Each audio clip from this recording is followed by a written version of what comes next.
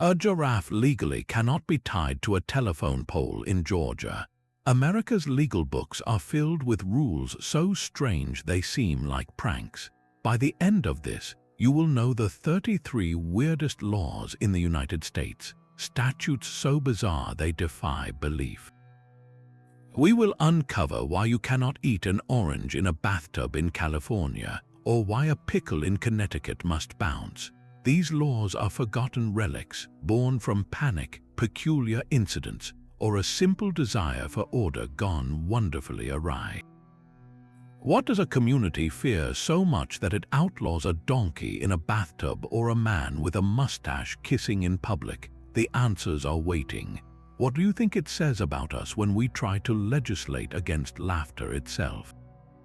Our journey into the legal absurd begins in the heart of Alabama, where the state legislature once saw fit to address a very specific threat to public order.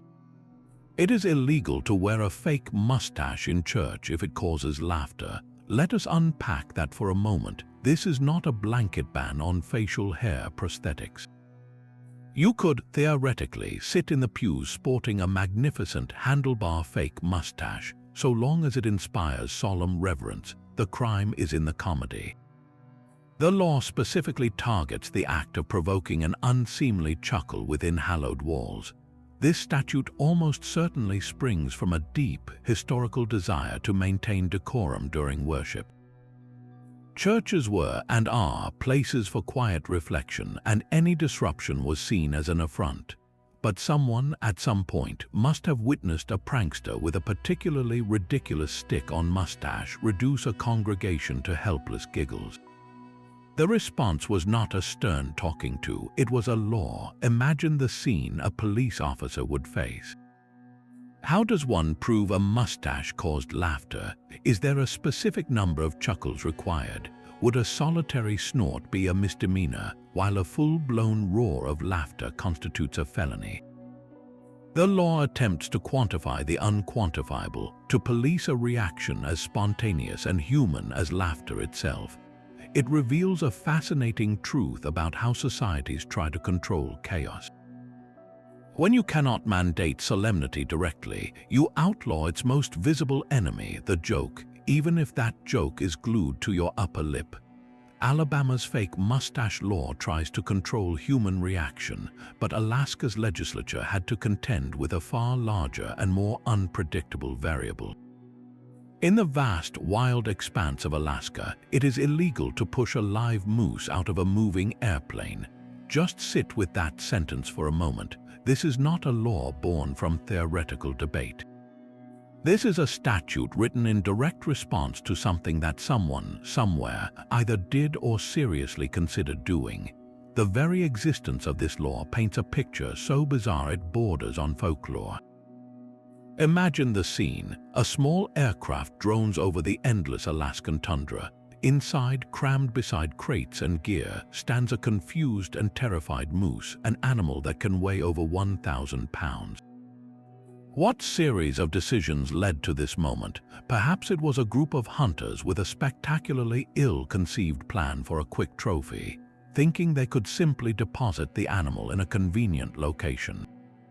Maybe it was a misguided and deeply illegal attempt at wildlife relocation by someone who thought flying a moose to a new grazing area was a clever shortcut. There is even the grim possibility it was meant as a cruel prank, a shocking stunt for a story to tell later. The law, however, cuts through the absurdity with cold, clear logic. First and foremost, it is an animal welfare statute. Pushing a moose from a plane is an act of profound and deliberate cruelty, almost certainly guaranteeing the animal a slow, painful death from the impact or from injuries in the wilderness. But the legislators did not stop there. They also recognized the immense danger to people on the ground. A falling moose is not a feather. It is a massive, living projectile that could crash through a roof, destroy property, or worse, strike a person. This law is the ultimate example of bureaucratic foresight, however strange it may seem. It acknowledges that if something can be imagined, no matter how outlandish, someone might eventually try it. So they wrote a rule to cover that specific, insane contingency. It stands as a monument to the idea that in a land as wild as Alaska, the human capacity for bad ideas is the one force lawmakers must always be prepared for. Arizona's law against airborne moose cruelty deals with the vastness of the wilderness, but another statute brings the absurdity right into the home. In the state of Arizona, it is expressly illegal for a donkey to sleep in a bathtub. This is not a metaphor or a joke. The legal code contains a prohibition against a very tired donkey finding comfort in a porcelain basin. To understand why such a rule would ever be written, we must step back into the dusty landscape of the old American West. In those frontier days, donkeys were not quaint curiosities. They were essential partners in labor, used for hauling water, transporting goods, and working mines. They were a common sight in towns and on homesteads, often living in close quarters with their owners. Meanwhile, the bathtub itself was a relative luxury, a prized piece of sanitation technology often kept outdoors or in a separate shed. The collision of these two elements, the working animal and the domestic appliance, was almost inevitable. Picture a scorching Arizona afternoon. A farmer's donkey, parched from the heat or simply curious, wanders into the wash area. It finds a large, cool, water-filled tub and decides to step in for a drink or to cool its hooves. Perhaps it even settles down, finding the shape oddly comfortable for a nap. The result, a cracked bathtub, a significant financial loss for the owner, and a sanitation problem of considerable proportions. The law likely sprang from such a specific, frustrating incident.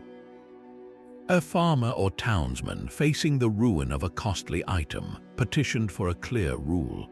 It reflects a time when the boundaries between human and animal domestic life were porous and constantly being negotiated. This statute is a fossil of that negotiation, a permanent record of one day long ago when a donkey's poor choice of bedroom became a matter for the law books. Today, it stands not as a practical regulation, but as a pure and delightful curiosity, a whisper from an era where community rules were written one bizarre problem at a time. That donkey's bathtub dilemma shows how laws capture a moment in time, but some statutes aim to freeze a sound. Arkansas has a law that makes it a crime to mispronounce the state's name. You must say Arkansas, not Arkansas. This is not a suggestion, it is the legal code. To understand why a simple vowel sound would warrant legislation, you have to go back to the very origins of the name itself.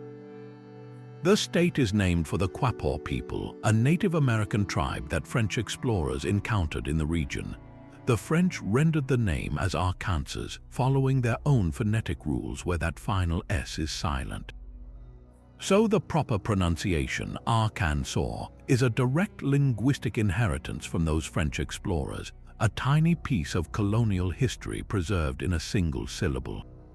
The law is almost certainly unenforced and unenforceable in any practical sense. You will not find police officers issuing citations to tourists for a phonetic slip. Its purpose is symbolic, a declaration of state identity and cultural pride. It is Arkansas drawing a line in the sand, or rather, in the dictionary, and saying, "This is who we are and this is how you say it."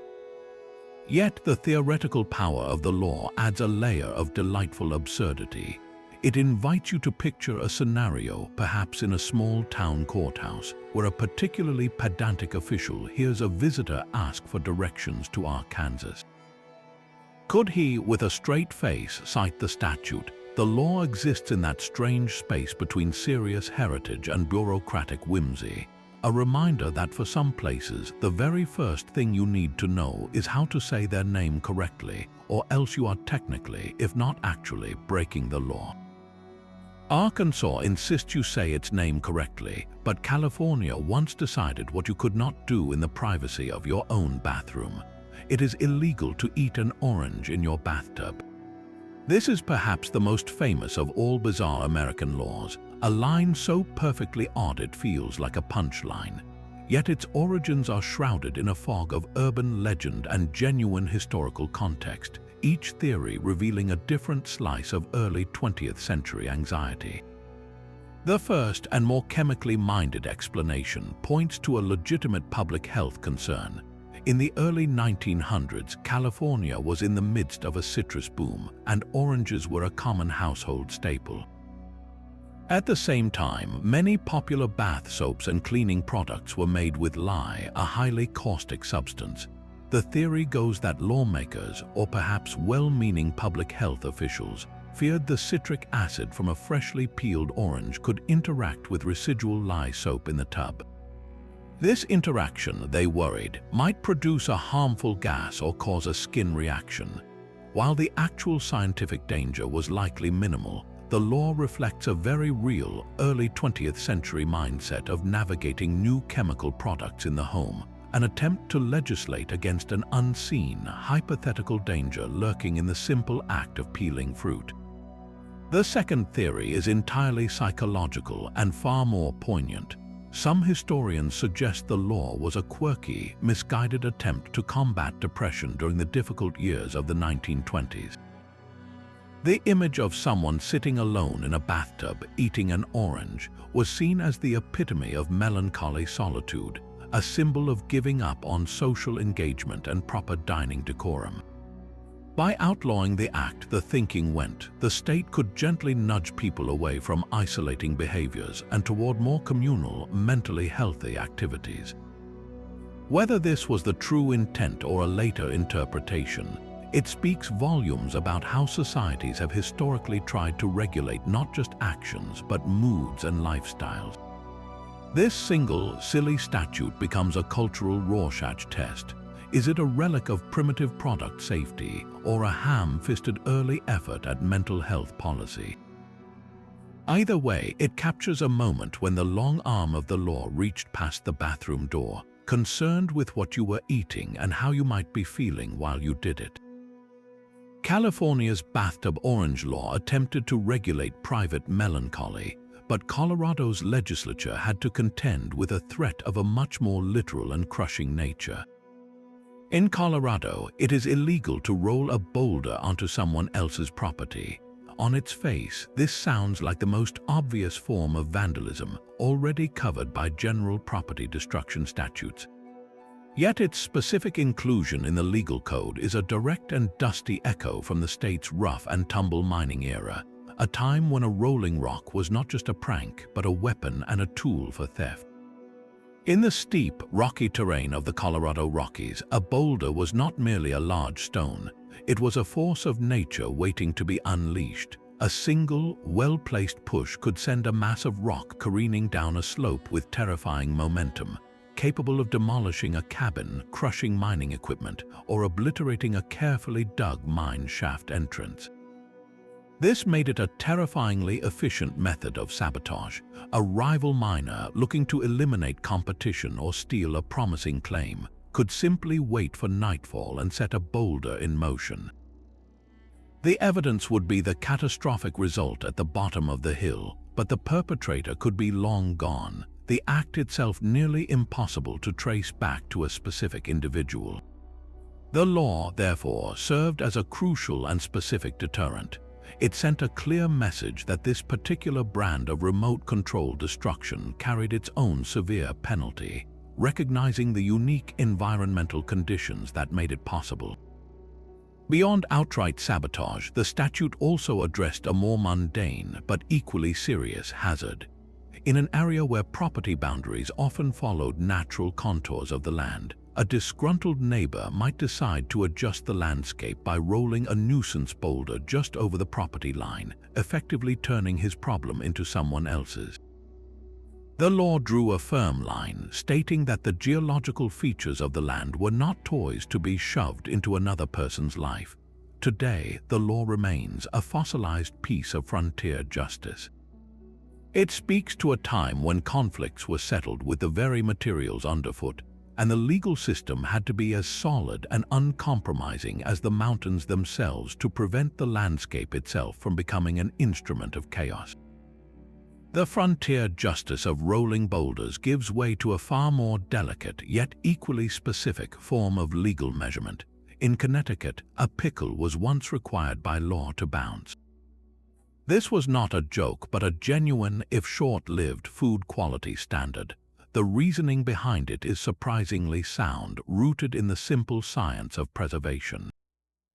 A proper pickle, the kind made through traditional fermentation in a brine of salt and spices, develops a firm, crisp texture. Its cell structure remains intact, giving it a satisfying snap and a certain resilience. An inferior pickle, however, one made with shortcuts like excessive vinegar or poor-quality cucumbers, becomes soft, mushy, and limp. The so-called bounce test was a crude but effective field inspection method for this very quality. An inspector, or perhaps a skeptical grocer, would allegedly drop a pickle from a specified height onto a hard wooden counter. A true, well-fermented pickle would bounce with a solid thump, its structure springing back. A sad, mushy imposter would simply land with a soggy splat, revealing its inadequacy for the title. This law represents a fascinating moment where bureaucratic regulation met kitchen-table practicality. It was an attempt to protect consumers from fraudulent or poorly made products, to ensure that when someone bought a pickle, they got the real, crisp, tangy experience they paid for. The mental image it creates, however, is pure comedy. One can picture a stern government official in a suit solemnly dropping dill spears onto a desk, judging each one's career as a pickle by its athletic prowess. It highlights the sometimes awkward, physical ways governments have tried to pin down authenticity, to define something as subjective as quality through a test as objective as gravity. The law may be defunct, but its spirit lingers in every crunchy bite that meets our expectations, a silent, bouncing endorsement of things made properly. A bouncing pickle tests for quality, but Delaware once attempted to legislate style itself. It is illegal to wear pants that are fitted formally around the waist. This cryptic phrase, plucked from an old statute, is not about black tie attire. Legal historians believe it was a clumsy attempt to outlaw what was considered indecent exposure in its day, likely targeting the fashion of sagging trousers or, conversely, pants worn so tight they were deemed obscene. This law is a direct descendant of sumptuary laws, ancient regulations that dictated what citizens could wear, eat, or own based on their social class. For centuries, governments used these rules to maintain visible social hierarchies and enforce public morality, fearing that blurred fashion lines would lead to a blurred social order. Delaware's pants law is a 20th century echo of that same impulse, a panic over a perceived collapse of decency symbolized by a waistband. The hilarious futility of such a rule is its most enduring feature. Fashion is a river constantly shifting and impossible to dam with legislation. The very trends a law aims to suppress often become more popular, a badge of rebellion. Imagine a police officer in the 1950s or 60s, tasked with determining whether a teenager's jeans were fitted formally enough to warrant a citation. Was there a measuring tape for sag, a tailor's eye for tightness? The law provides no objective standard because none can exist for something as subjective and fluid as style. It stands now as a perfect relic, a stone thrown at the flowing river of fashion, now resting comically on the dry bank of legal history. It reminds us that whenever lawmakers try to arrest a trend, they usually just handcuff themselves to the past. Delaware's attempt to police waistbands seems almost quaint compared to the legendary statute attributed to the Sunshine State. In Florida, it is allegedly illegal to pass gas in a public place after 6 p.m. on a Thursday. This law is a titan of the bizarre legal canon, repeated in countless books and online lists, yet its official standing is as elusive as the odor it describes. That very ambiguity is what makes it a perfect specimen for our collection. It represents the ultimate frontier of unenforceable legislation, an attempt to govern the involuntary and the ephemeral. How would one even begin to enforce such a rule? Would it require a sworn affidavit from offended bystanders, a specialized police unit with olfactory evidence kits? The sheer logistical absurdity highlights why this law almost certainly lives in the realm of urban legend rather than legal code. Its mythical origin likely springs from a deep well of cultural humor about old-fashioned blue laws. These were strict regulations particularly common in Puritan-founded communities, designed to enforce moral behavior and public decorum, especially on the Sabbath. The idea of a law targeting flatulence on a Thursday evening feels like a satirical jab at that entire mindset. It mocks the notion that lawmakers could, or would, extend their reach into the most private, biological aspects of life, scheduling decency around the clock and calendar. It is a joke about control, suggesting that if authorities could legislate against one natural, embarrassing function, they would surely try to timetable it too. Whether it was ever a real ordinance or simply a punchline that took on a life of its own, its endurance in popular culture speaks volumes. It embodies our collective skepticism toward overreach, our laughter at the idea that any government could ever hope to mandate good manners down to the last detail. Georgia's legislature also anticipated problems of a truly towering scale. It is illegal to tie a giraffe to a telephone pole or a street lamp. This law is the undisputed king of oddly specific animal statutes, a masterpiece of bureaucratic imagination that manages to address public safety, animal welfare, and civic infrastructure in one gloriously strange sentence. To understand why such a rule exists, you must picture America in the early 20th century. This was the golden age of the traveling circus and the wild animal show, a time when exotic creatures were paraded through towns as marvels from distant continents. Menageries and small zoos were common attractions, and it was not unheard of for wealthy, eccentric individuals to keep private collections of strange animals. Transporting a giraffe, an animal that can reach heights of 18 feet, presented a unique logistical nightmare. When a circus train rolled into a Georgia town, the handlers had to unload their towering star and somehow secure it while tents were raised and pens were built. A telephone pole or a sturdy street lamp would have presented an incredibly tempting anchor point. It is easy to envision a harried circus worker looking at the quiet main street, thinking a quick tie to the lamppost would be harmless for just a few minutes. But the law foresaw the catastrophe in that simple act. A spooked giraffe with its immense strength and height could easily pull down wires, collapse the pole itself, or snap the lamp post, plunging the area into darkness and creating a massive public hazard. Beyond the property damage, the statute is a profound animal welfare rule. Tying such a large, skittish animal to a fixed object in an unfamiliar, noisy environment is a recipe for panic and injury. The giraffe could thrash, tangle itself, or break its own neck. This law, therefore, is not whimsy. It is a crystal-clear product of a very real, very dangerous scenario that some pragmatic lawmaker envisioned and sought to prevent. It stands as a monument to a bygone era of entertainment, a silent witness to a time when the most surreal sight on a southern street might not have been a dream, but a very real and very illegally tethered giraffe.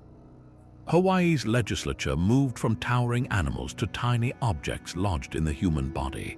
It is illegal to place coins in one's ears. This is not a metaphor for saving money, but a literal ban on inserting currency into an auditory canal. The specificity is breathtaking, forcing us to ask who exactly was doing this often enough to require a law. The most compelling theory points to the bustling world of street performance and tourism. Imagine the classic busker's routine on a Waikiki sidewalk. A magician or a quick-handed trickster performs sleight of hand, perhaps making a coin appear from behind a child's ear. But what if the performance turned predatory? A skilled pickpocket could use the classic coin from the ear trick as a perfect distraction. While a tourist is marveling at the magical retrieval, the performer's other hand could be dipping into a pocket or purse. The law then becomes a blunt instrument against a very specific form of deceptive theft, outlawing the prop and the premise of the con in one fell swoop. Yet there is a second, more visceral possibility. This could be a straightforward public health and safety measure.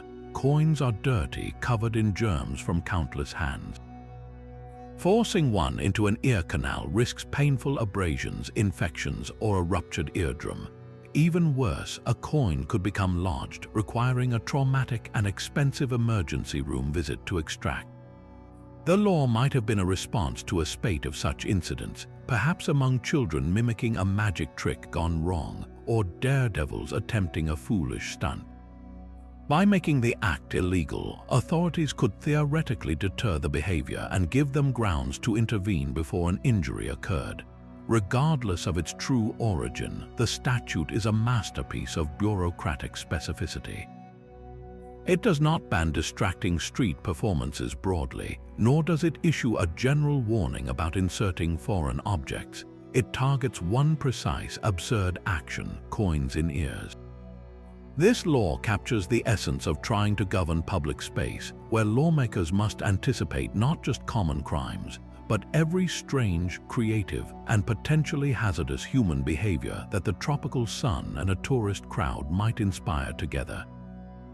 Idaho's law draws a firm line at 50 pounds of candy. Any gift box exceeding that weight is not just excessive, it is illegal. This is not a guideline for overzealous sweethearts, but a statute with surprisingly sharp teeth, born from the practical dangers of a simpler commercial era. To understand it, picture the general stores and mercantiles of early 20th century Idaho. Candy was not sold in tiny, pre-wrapped bars, but often in bulk from large barrels or tins. A customer would bring their own container, and the shopkeeper would scoop out the desired amount, charging by weight. In this system, a 50-pound box was not a whimsical gift, it was a serious commercial quantity. The law likely served as a straightforward consumer protection measure.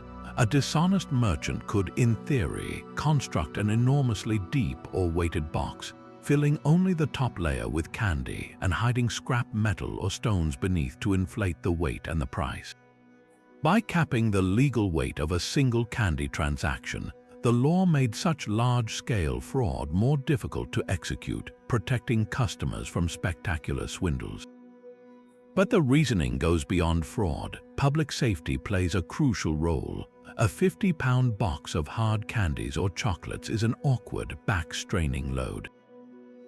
Dropping such a weight could break toes, crush feet, or cause serious injury, especially to a child. The law implicitly recognizes candy not just as a treat, but as a physical object with potential for harm, setting a reasonable limit to prevent accidental injury from a poorly handled confectionery calamity. It transforms a simple box of sweets into a regulated object where the line between a generous gift and a hazardous payload is exactly 50 pounds. This statute is a quiet monument to a time when commerce was more hands-on, and lawmakers had to anticipate every possible way a simple transaction could go sour, or in this case, dangerously heavy. Illinois draws the line at a very specific form of smoky cruelty. In the city of Chicago, it is expressly illegal to give a dog a lit cigar. This law, frozen in the municipal code, is a tiny, peculiar window into a different world, one where smoking was not just common but glamorous, and the concept of animal rights was in its infancy. To understand why such a statute was necessary, picture the smoky haze of a Chicago saloon in the late 19th or early 20th century. Cigars were a symbol of masculinity and leisure, ubiquitous in social clubs, barbershops, and political backrooms. Pets, particularly dogs, were often viewed more as property or amusing accessories than as sentient beings deserving of protection. In this environment, the act of giving a dog a lit cigar was likely seen as a crude joke, a party trick for drunken laughter. A man might hold the cigar to a dog's mouth, forcing the animal to inhale searing smoke, or even balance it in the dog's jaws while onlookers guffawed at the confused, coughing creature. The law targeting this one act did not emerge from a vacuum. It was almost certainly the hard-won victory of early animal welfare advocates, groups like the Illinois Humane Society, who were fighting an uphill battle to extend compassion beyond horses and livestock to companion animals. They could not yet ban all forms of neglect or casual cruelty outright, so they fought for specific, egregious statutes they could actually get passed. Outlawing the act of giving a dog a lit cigar was a strategic, tangible win. It identified a discrete, observable act of malice that even the most callous judge or jury could recognize as unnecessary and cruel. This bizarre law is therefore not silly, it is somber. It is a fossilized piece of empathy, a single stepping stone across the wide river of societal change. It marks the moment a city looked at a once acceptable form of entertainment and declared no more. That dog, coughing in a cloud of cheap cigar smoke, became an unwilling pioneer for every pet that followed, its discomfort written into law so future animals would not have to suffer for a laugh. Indiana's law against winter bathing is not a prank but a public health edict frozen in time. In the late 19th century, in certain rural counties, taking a full bath between the months of December and February could actually land you in trouble with the law. This seems incomprehensible today, but it was born from a very real, visceral fear held by doctors and town officials of the era. Indoor plumbing was a luxury few could afford. Bathing was a major production, requiring buckets of water to be hauled from a well or pump, then heated over a fire or stove. The process left a home damp, steamy, and bitterly cold once the fire died down. In drafty, poorly insulated houses, the risk was considered profound. The prevailing medical wisdom of the day held that sudden chills, especially following exposure to moisture, could directly cause illnesses like pneumonia, influenza, or consumption. For the elderly, the very young, or anyone already frail, a winter bath was seen not as cleanliness but as a reckless gamble with one's health. The law, therefore, was a blunt instrument of paternalistic care. It attempted to legislate safety by outlawing the perceived cause of sickness. Authorities essentially decided it was better for citizens to be a little grubby than to catch their death from a chill. This statute reveals a world where the government's role extended into the most private corners of life, not out of control, but out of a desperate, concrete concern for survival in a harsh and unforgiving season. It was public health policy written with the stark logic of a frontier winter where warmth was life and a bath could feel like a threat to it. Iowa once declared a war on romance, specifically targeting the mustachioed gentleman. In that state, it was illegal for a man with a mustache to kiss a woman in public. This is not a prohibition against all kissing, nor against all mustaches in private. It is a surgically precise strike at the intersection of facial hair and public affection, a law that perfectly captures the suffocating grip of Victorian-era morality. To the modern eye, it is pure comedy, but to the lawmakers of the late 19th century, it was a serious defense of public decency. Mustaches in that rigid social landscape were loaded with symbolism. While a clean-shaven face represented respectability and self-control, a prominent mustache could signal a rakish, bohemian, or even dangerous character. It was the mark of the traveling salesman, the gambler, the actor, men who lived outside the strict boundaries of polite society. Furthermore, there was a pervasive, if unfounded, belief that such hair was unsanitary, a trap for food particles and germs. The idea of that unclean hair touching a woman's face in a public setting was seen as a double offense, a breach of hygiene and a flaunting of intimate contact.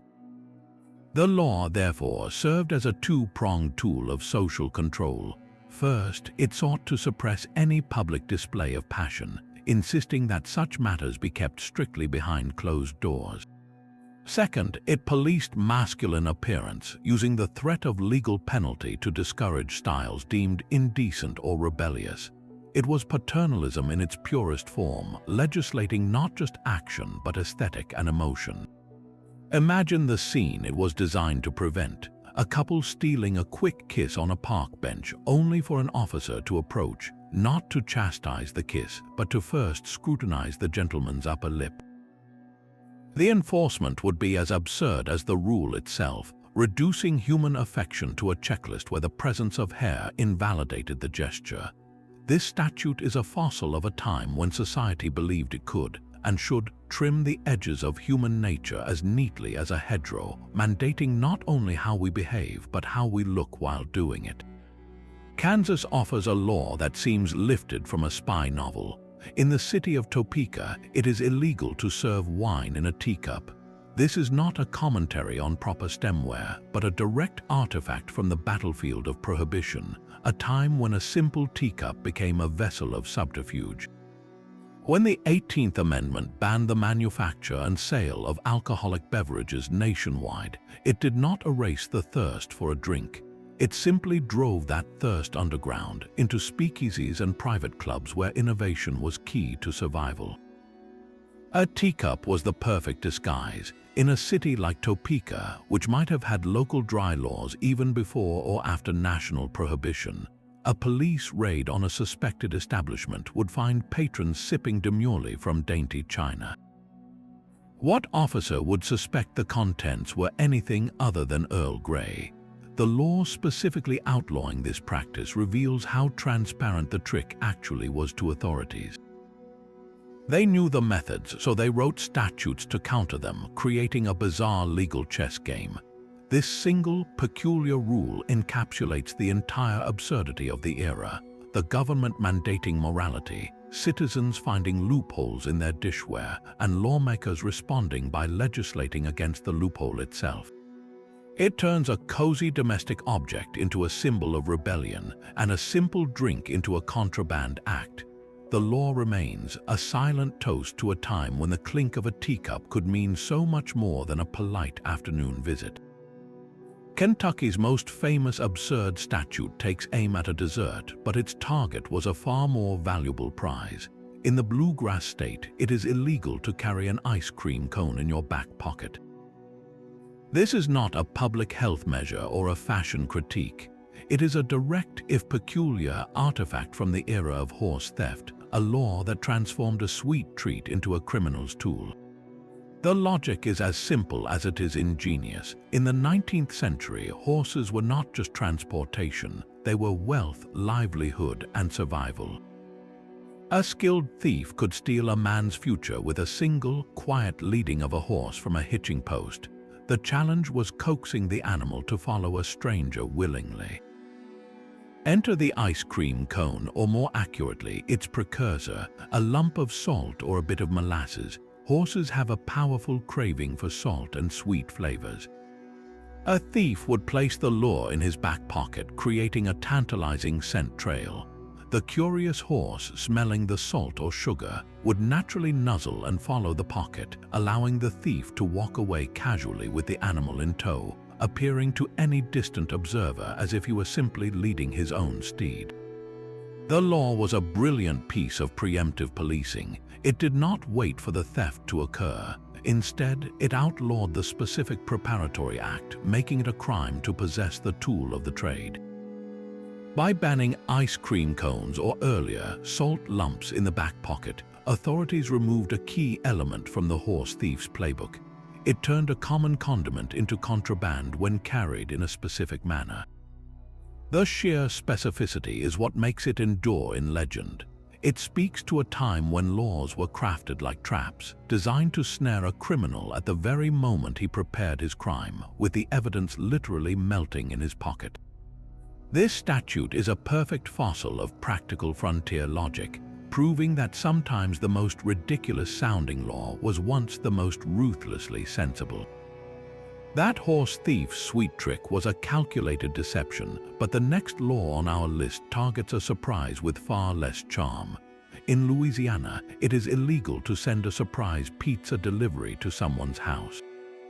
This is not a prohibition against generosity, but a clear-cut anti-harassment statute, a legal shield against a particularly modern-sounding form of torment disguised as a gift. The mischief seems simple enough. You call a pizzeria, order a large pepperoni pie to be delivered to your neighbor's address, and hang up.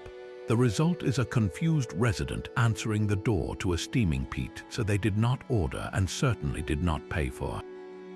At first glance, it feels like a harmless, if irritating, prank, but the law recognizes the darker edges of this act. For the person on the receiving end, it is a violation of their peace and privacy.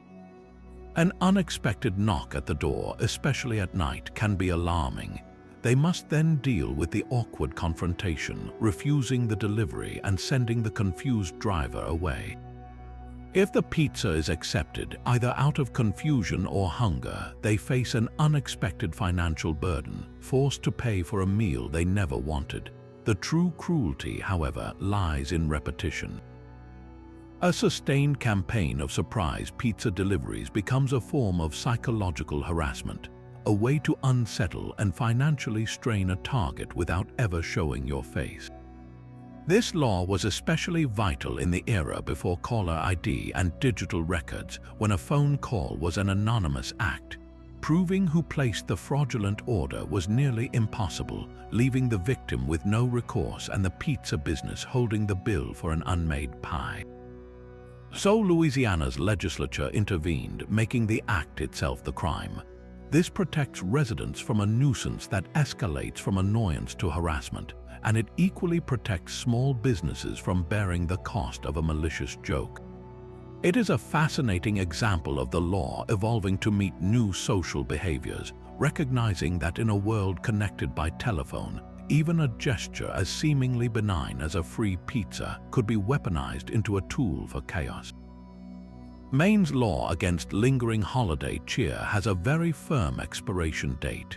You must take down your Christmas decorations by January 14th.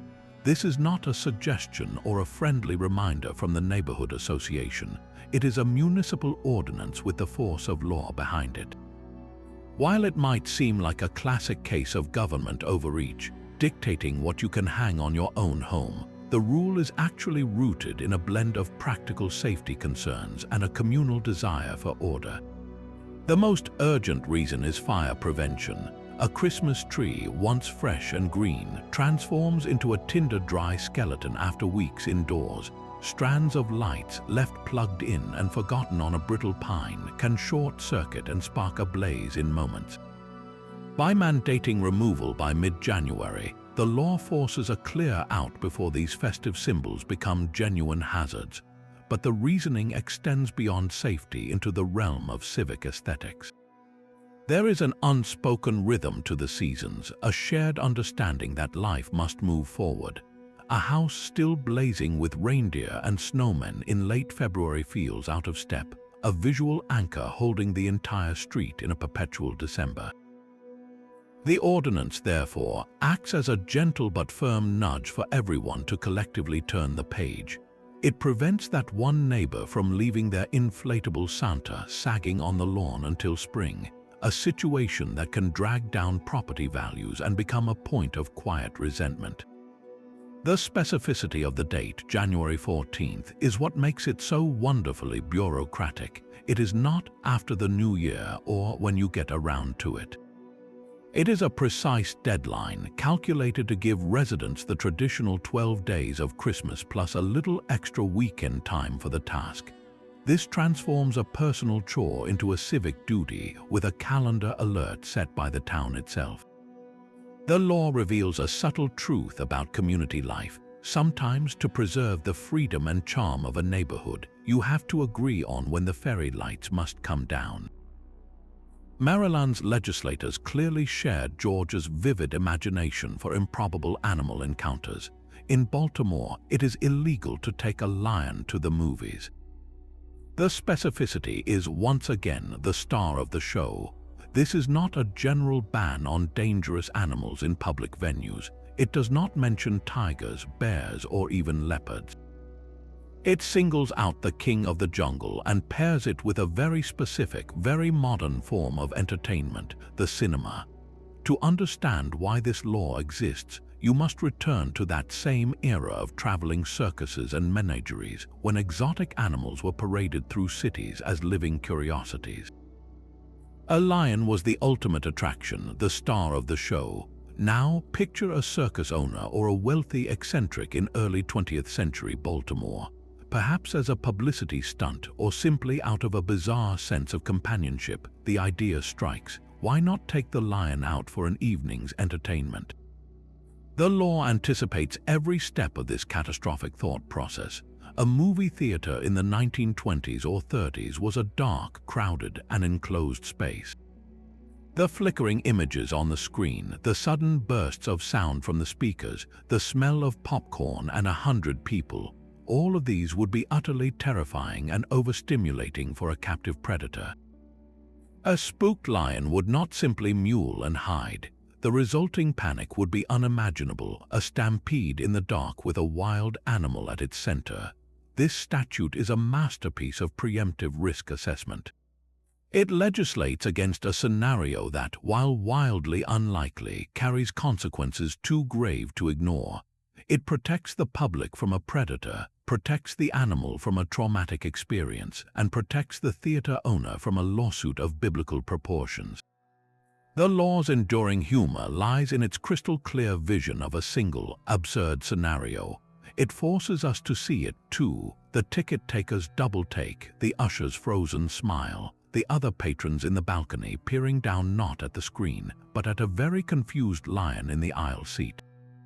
This is the legal mind at its most wonderfully literal, drawing a bright red line not just at danger, but at the specific, surreal image of a lion watching a silent film. Massachusetts authorities once believed they could mandate cleanliness right into your dreams. It was reportedly illegal to go to bed without first having a full bath. This rule, whether formally codified or widely promoted as public health dogma, pushes the paternalistic impulse we saw in Indiana to its logical and deeply intrusive extreme. That earlier law sought to protect you from the dangers of a winter chill.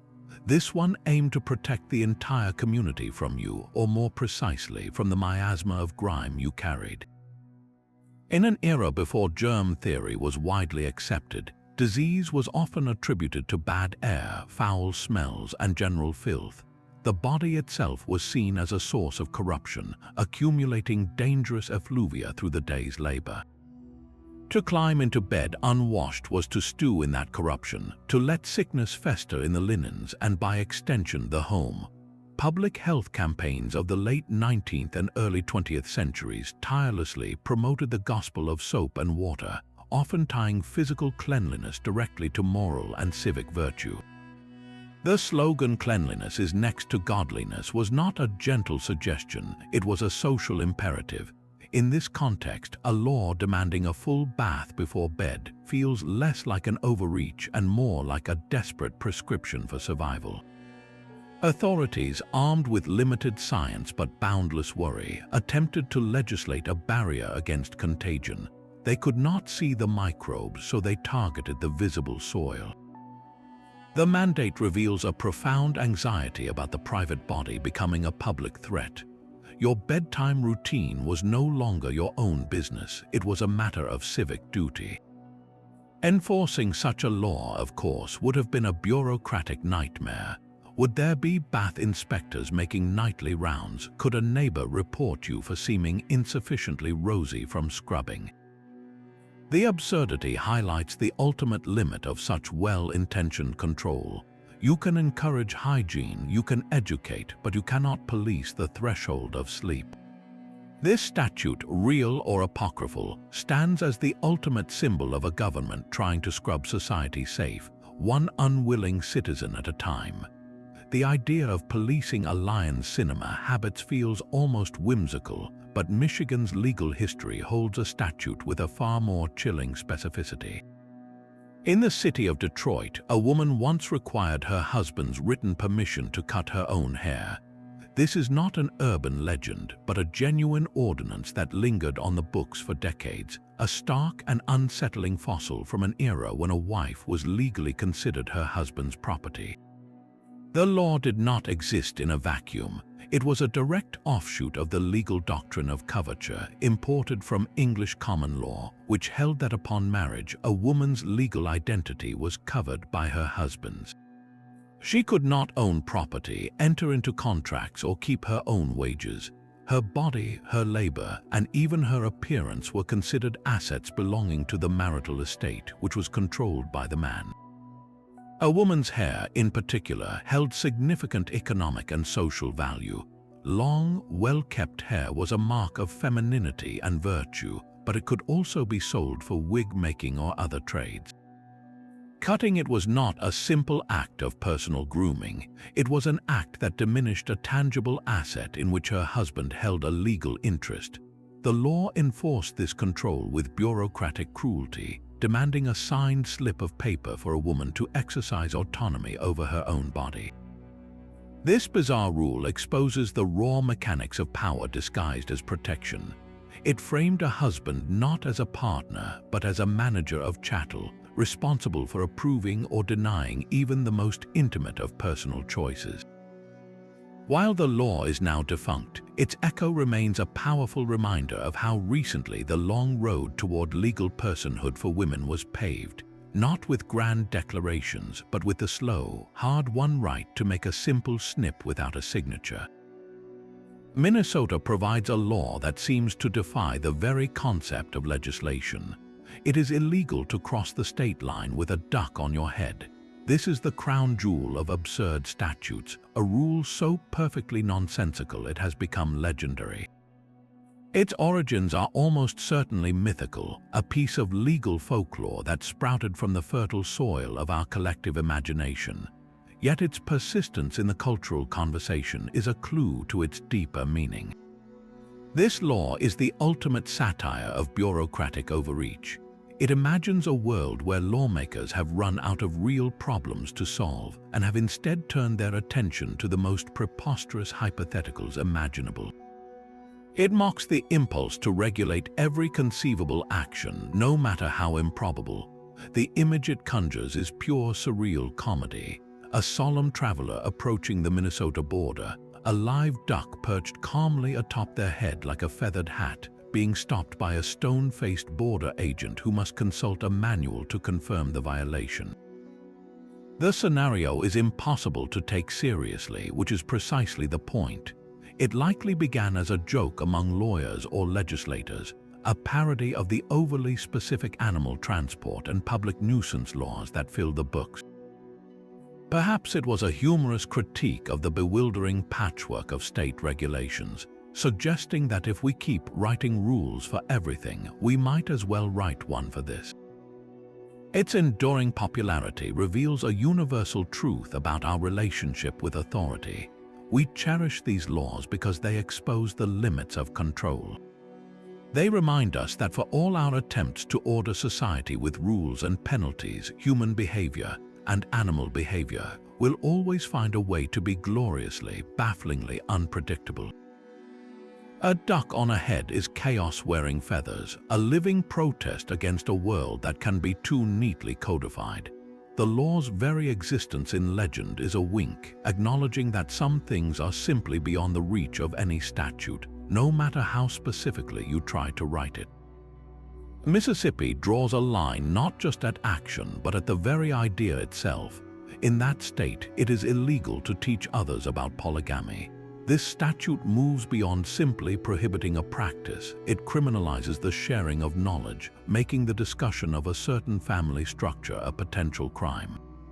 To understand this, we must look to the 19th century and the westward expansion of the Church of Jesus Christ of Latter-day Saints, whose early members practiced plural marriage. As these settlers moved across the frontier, their beliefs collided with the predominantly Protestant social fabric of America, sparking fear and outrage. Mississippi, like many states, saw this not merely as a religious difference, but as a direct assault on the Christian nuclear family model that formed the bedrock of its social order. The law was a defensive weapon. By the time it was enacted, the federal government had already taken severe measures to stamp out the practice, pressuring the church to officially renounce it. Mississippi's statute went a step further, aiming to eradicate the ideology at its roots. It sought to prevent any missionary work or philosophical justification for polygamy from taking hold within its borders. This touches the raw nerve of free speech. The law essentially says that some ideas are so dangerous, so corrosive to public morality, that they cannot be safely discussed or advocated for, even in theory. It represents the state using its power to define not just legal behavior, but acceptable thought, attempting to quarantine its citizens from an influence deemed morally contagious. The question it leaves us with is profound. Can a society truly ban a belief by silencing its teachers, or does that only push the idea into whispers, giving it a different kind of power? This law is a fossil of a deep cultural panic, a time when the fear of an alternative lifestyle was so great that the very words describing it had to be outlawed. Missouri's legal code foresaw a problem most drivers would never consider. In that state, it is illegal to drive with an uncaged bear in your car unless you are a zookeeper. This is not a blanket prohibition, but a carefully crafted piece of legislation with a built-in exception that reveals its true purpose. The law clearly anticipates the chaos of a free-roaming bear in the confined space of a moving vehicle. A startled or agitated bear, an animal of immense strength and sharp claws, could easily attack the driver, shatter windows, or cause a catastrophic accident by lunging at the controls. But the lawmakers did not stop there. They asked the next logical question: who, in the course of legitimate business, might actually need to transport a bear? The answer was zookeepers, wildlife rehabilitators, or circus personnel. By carving out an exception for these professionals, the statute makes its target perfectly clear. It is aimed squarely at the private individual, the person who decided a bear cub would make a charming pet and now faces the reality of a several hundred-pound predator riding shotgun. This law almost certainly sprang from real incidents in Missouri's more rural or wooded regions, where the temptation to take in a wild animal might have been stronger. The exception clause transforms the rule from a whimsical curiosity into a sharp tool of public policy. It acknowledges that some people have a valid, trained reason for such transport, while drawing a bright legal line against the reckless amateur. The scene it paints is a masterpiece of bureaucratic surrealism. Picture a state trooper pulling over a sedan for a broken taillight, only to shine his flashlight into the passenger seat and lock eyes with a fully grown black bear. The driver's frantic explanation, "He's really friendly, officer," would mean nothing against the cold, specific text of the law. The trooper's first question would not be about speed, but about professional credentials. Are you a licensed zookeeper? Where is your cage? This statute stands as a monument to practical Midwestern sense, recognizing that if something can go horrifically wrong on a highway, someone will eventually try it, and the law had better be ready with a very specific citation. Montana's highways require a very specific passenger policy. It is illegal to transport a sheep in the cab of your truck unless you have a chaperone along for the ride. This is not a metaphor, but a literal statute born from the gritty realities of Big Sky Country's ranching life. On the surface, it seems like pure whimsy. Why would a sheep need a chaperone? But the law is a perfect blend of animal welfare, practical safety, and that uniquely Western brand of common sense. Transporting livestock is a core part of ranch work, and the modern pickup truck is its essential tool. Yet the cabin of a vehicle is no place for a panicked, full-grown sheep. Hooves can slip on smooth seats, shatter windows, or kick the gearshift, potentially causing an accident. A frightened animal thrashing in such a confined space is a danger to itself, the driver, and everyone else on the road. The chaperone requirement solves this problem with elegant simplicity. The law doesn't specify who or what the chaperone must be, but the implication is clear: a second human passenger. This person's job is to act as a calm, steadying presence, to soothe the animal and physically manage it if it becomes agitated, ensuring the driver can focus on the road. The wonderfully odd phrasing, however, transforms a practical safety rule into a moment of legal poetry. It anthropomorphizes the sheep, suggesting it requires proper supervision, almost as if it were a child on a field trip. This reflects a deep cultural understanding in ranching communities. Livestock are not mere cargo, they are living beings under a rancher's care, and their well-being during transport is a serious responsibility. The statute is a fossil of that hands-on communal ethos. It assumes a world where a neighbor might hop in the cab to help you move a ewe, turning a chore into a shared task.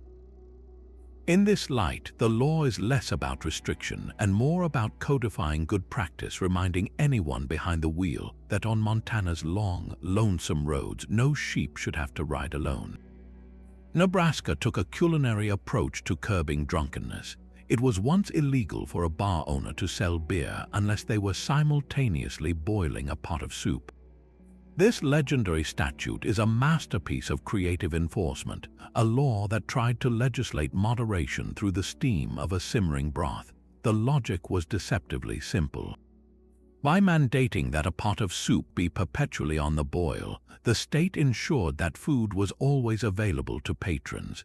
The goal was to slow the absorption of alcohol into the bloodstream, encouraging drinkers to pace themselves with a hearty bowl of stew or chowder alongside their pint. This was not about gourmet dining, it was a blunt public health instrument disguised as a kitchen rule. A bartender couldn't just have a pot of cold soup sitting on a back shelf. He had to keep it actively boiling, a visible, aromatic reminder that sustenance was part of the transaction. The law cleverly attacked the problem of public drunkenness at its source. A hungry man drinking on an empty stomach becomes intoxicated quickly and cheaply, often leading to rowdy or dangerous behavior.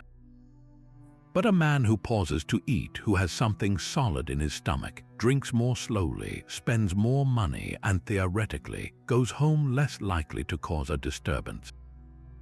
The bubbling pot was a built-in intervention, a gentle nudge toward responsibility enforced by the threat of losing one's liquor license. Imagine the scene in a smoky Nebraska tavern. The bartender pulls a draft, glances over his shoulder at the pot on the stove, and gives it a stir. A patron, smelling the rich aroma, might be tempted to order a bowl.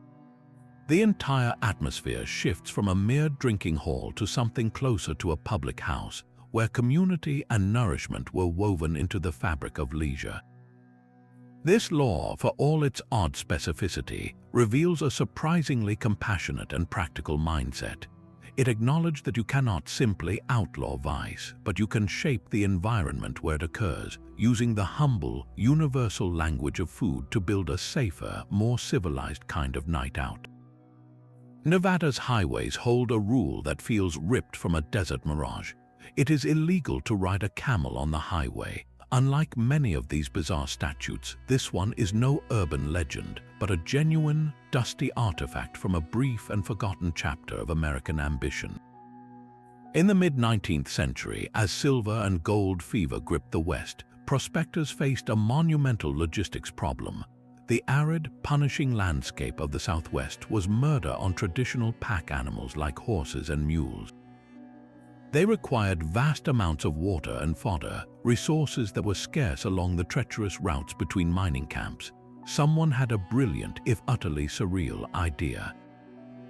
Why not import the one animal evolution had perfectly designed for this exact environment? The United States Army, in a fascinating experiment, purchased dozens of camels from the Middle East and North Africa, landing them on the Texas coast in the 1850s. These ships of the desert, with their legendary stamina and ability to go days without water, were intended to be the secret weapon for supply lines and communication across the newly acquired territories.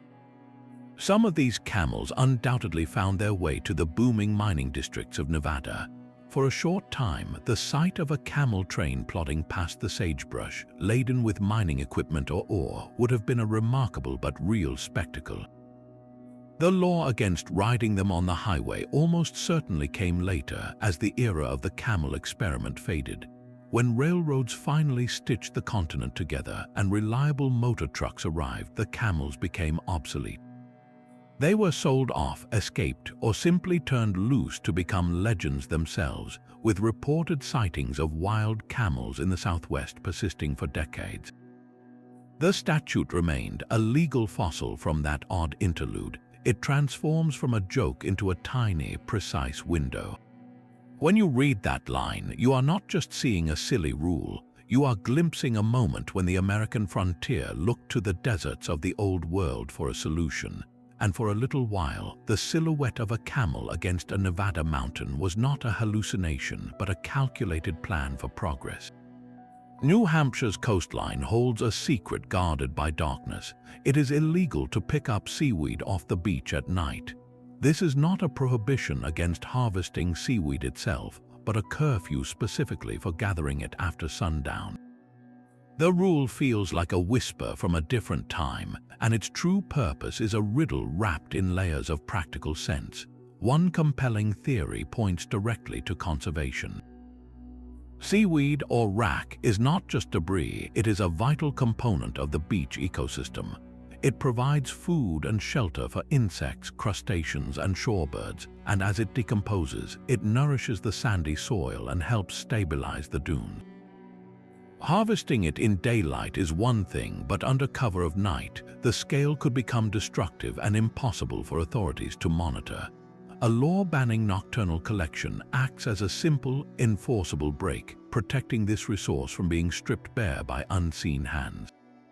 Yet there is another, more historical angle. For centuries, seaweed was a valuable commodity in coastal communities.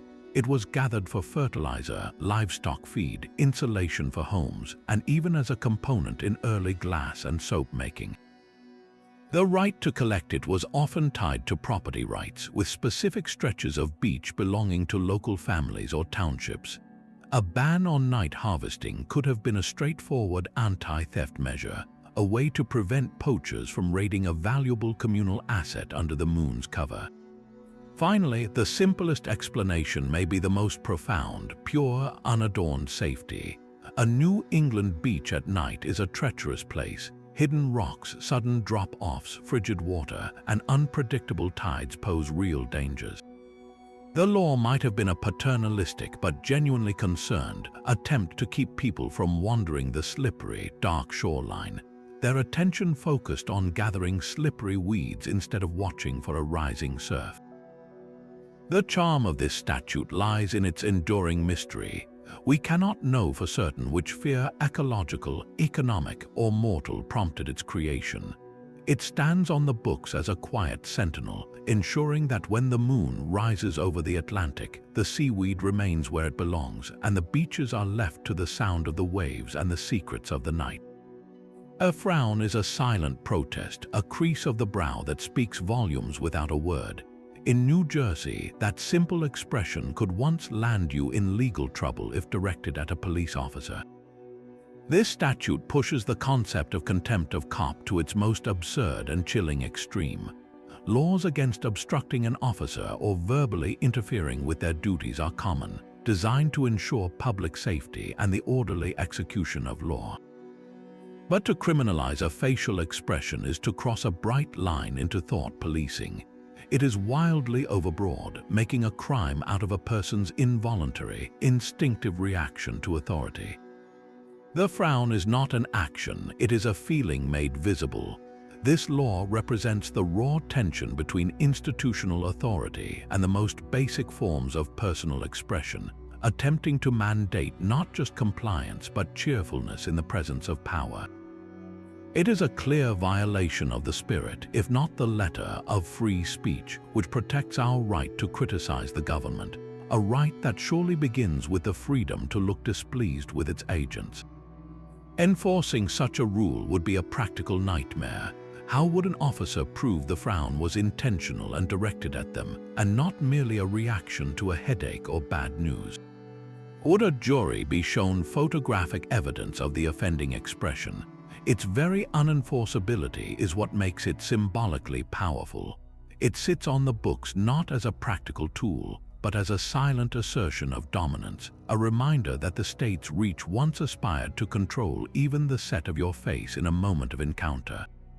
It turns a universal human signal of discontent into a potential misdemeanor, asking us how far we are willing to let authority go in its demand for our approval, and what remains of our freedom when even a disapproving glance becomes a crime.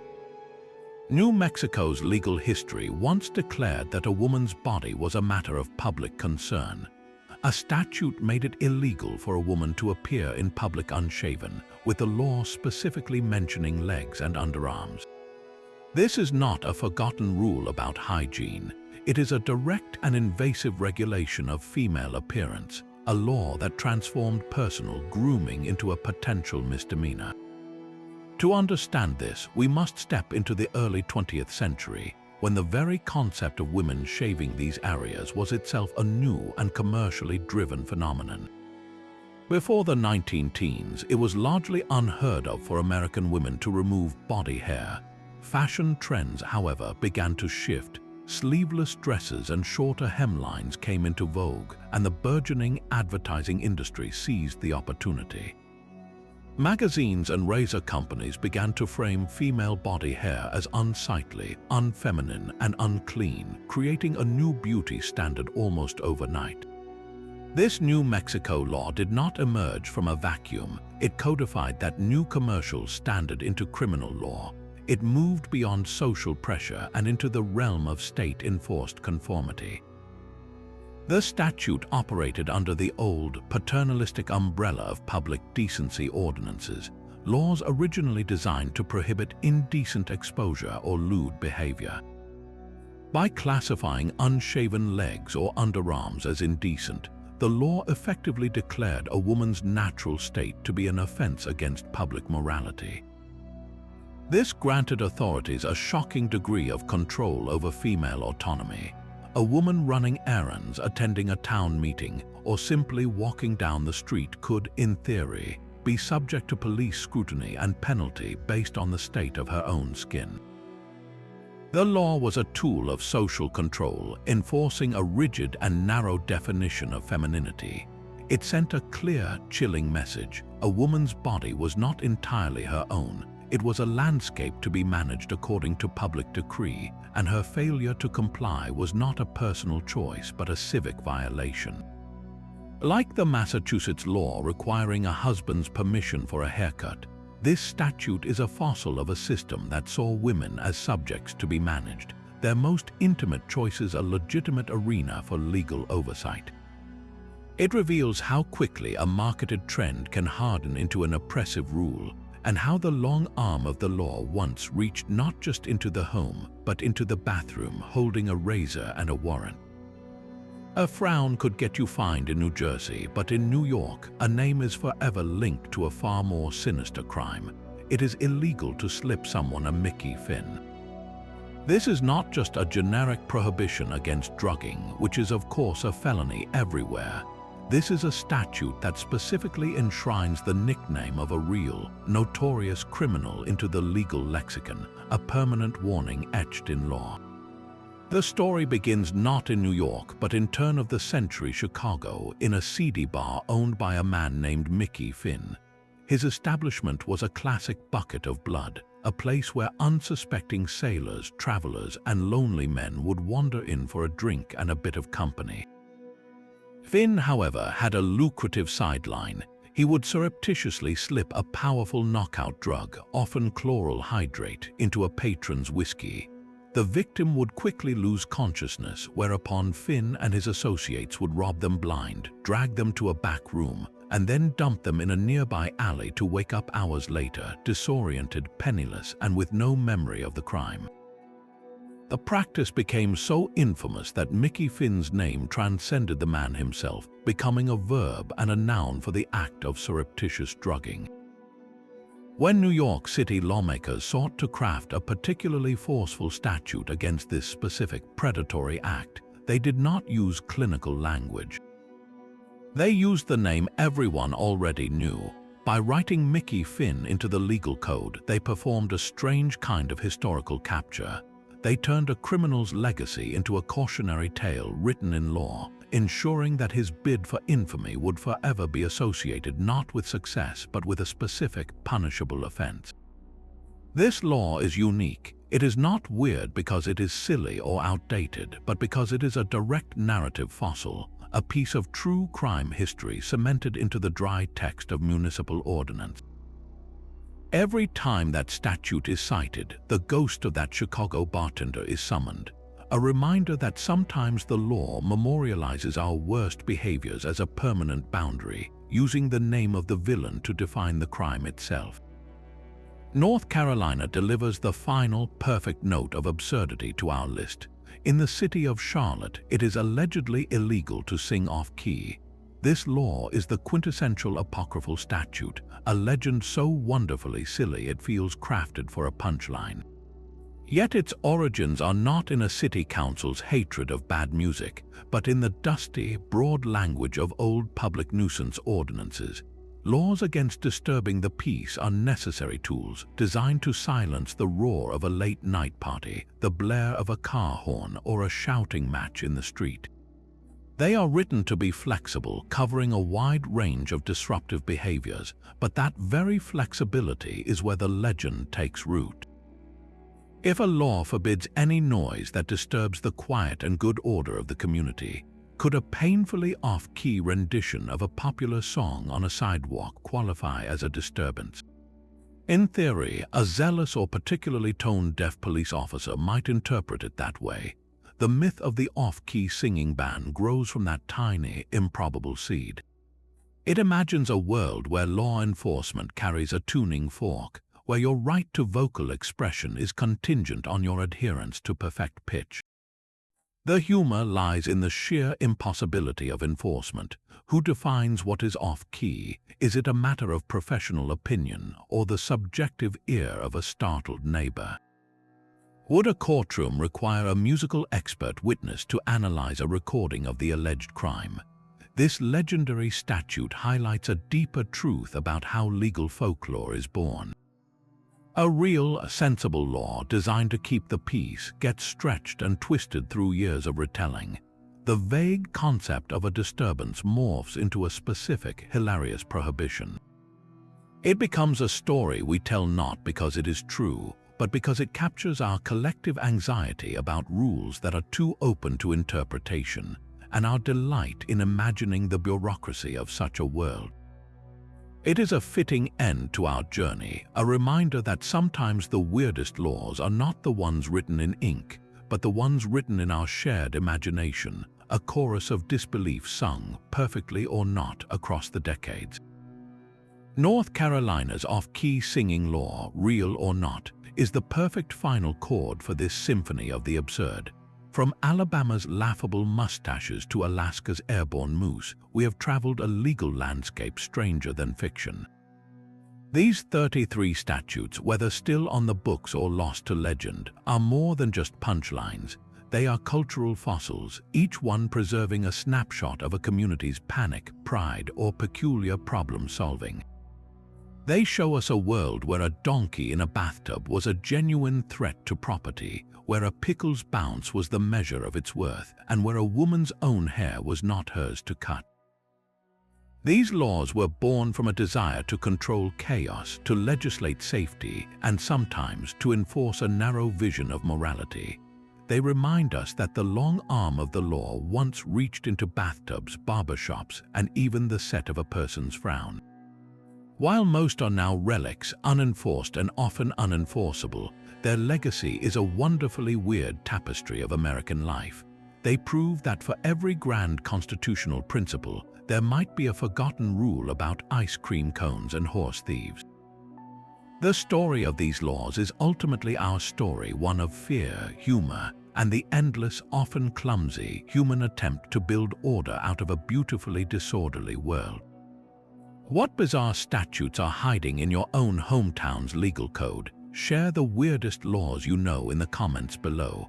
If you enjoyed this journey through America's forgotten rulebooks, be sure to like this video and subscribe for more incredible facts. Until next time, remember that history is not just written in grand declarations, but sometimes in the fine print forbidding a giraffe at a telephone pole.